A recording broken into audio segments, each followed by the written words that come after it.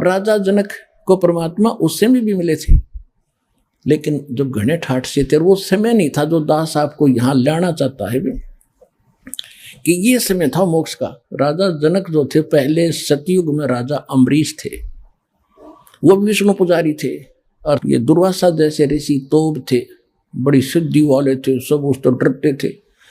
अम्बरीश ऋषि ऐसे साधक थे, शील संतोष के थे, पिछले जन्म के संस्कारी थे।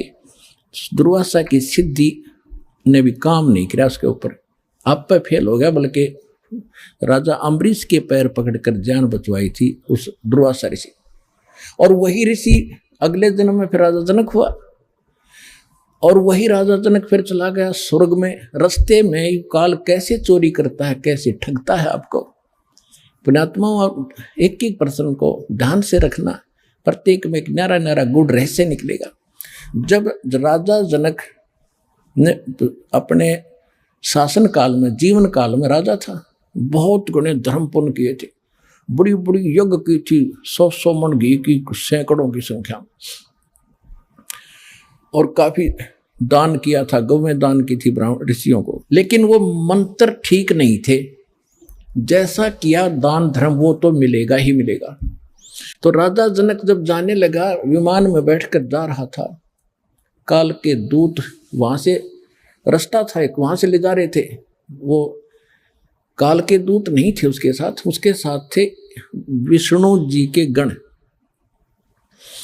विष्णु जी के गण, और साथ में कुछ यमदूत भी उसी जहाज में बैठे जा रहे थे। तो वहां जाकर जब एक नरक के साथ से उनका विमान गुजर रहा था, तो नरक के अंदर 12,000 आत्माएं अपने किए हुए पाप कर्मों का वहां दंड भोग रहे थे, हाहाकार मचा था, चिल्ला रहे थे।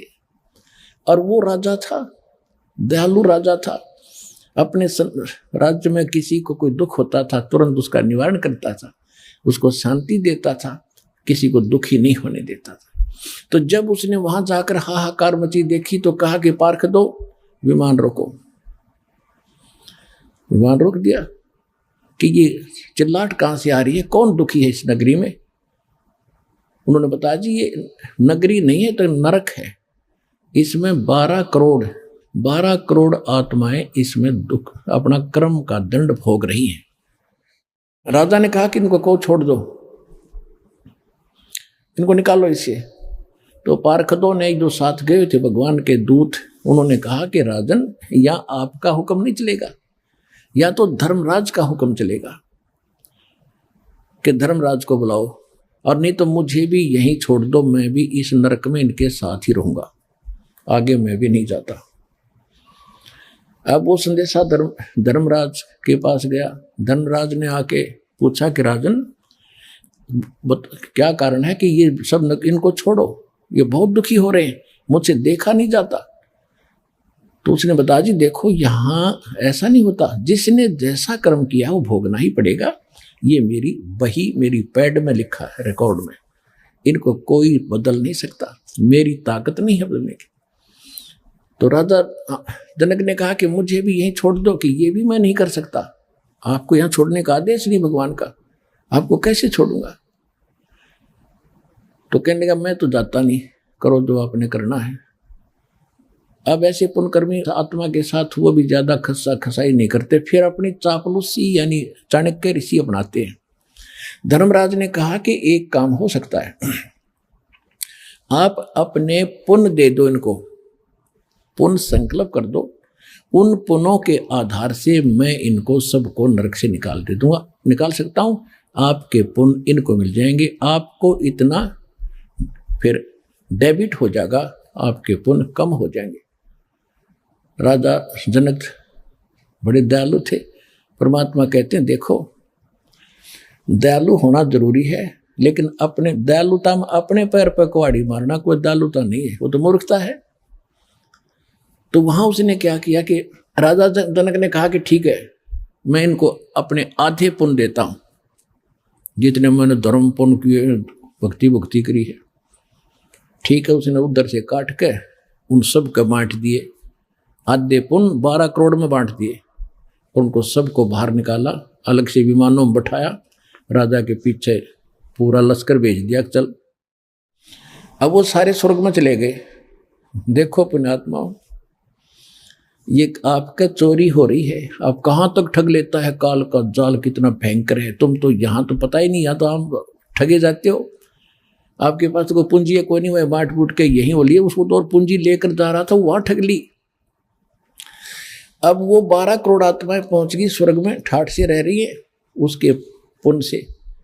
और जब वो पुण्य राजा जनक के दिए हुए वो बख्शे हुए खत्म होंगे, उसके बाद वही आत्माएं फिर पुनः उसी नरक में आएंगी जो उनके पाप न्यू के न्यू रखे थे, वह फिर भोगने पड़ेंगे। उधर से राजा जनक का जब वो आधा खाली कर दिया है, वो फिर खत्म हो गया त्रेता में। द्वापर में तक वो वही रहा, स्वर्ग में इतने पुण्य थे।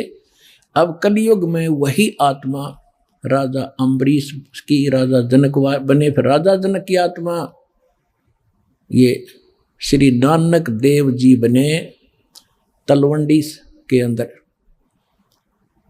तलवंडी पंजाब यानी पाकिस्तान के अंदर एक तलवंडी गांव है, वहां पर एक कालू राम मेहता खत्री यानी अरोड़ा, उसके घर जन्म हुआ।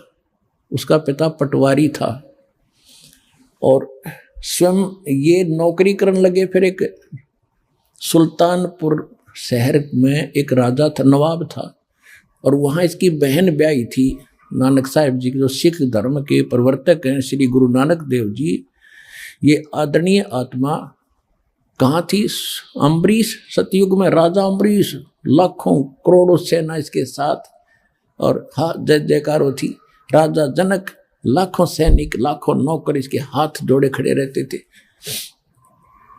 और फिर वही अपने पुण्य से खत्म करके क्या बने? स्वयं सुल्तानपुर के नवाब के एक मोदी खाने में नौकर बने। अब परमात्मा याद दिलाते रहे बड़ी आत्मा। अब सुन ले इस विधान को जो हम बताने चाहते हैं। जब तक हम कबीर परमात्मा की भक्ति नहीं करेंगे, मोक्ष नहीं हो सकता, चाहे कितना कुछ बन ले।